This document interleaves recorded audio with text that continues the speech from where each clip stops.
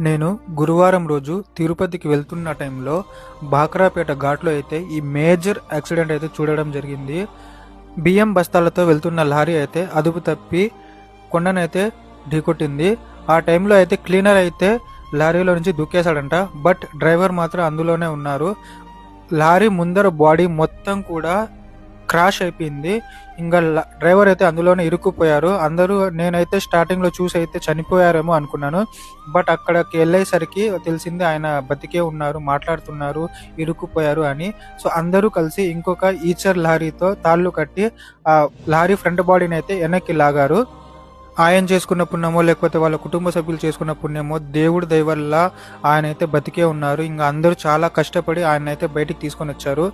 ఇంకా తీసుకొని వచ్చిన తర్వాత అక్కడ ఉన్న వాళ్ళంతా కూడా చాలా సంతోషపడ్డారు ఆయన బయటికి వచ్చిన తర్వాత. ఇంత మేజర్ యాక్సిడెంట్లో ఆయన బతికి బయటపడడం అనేది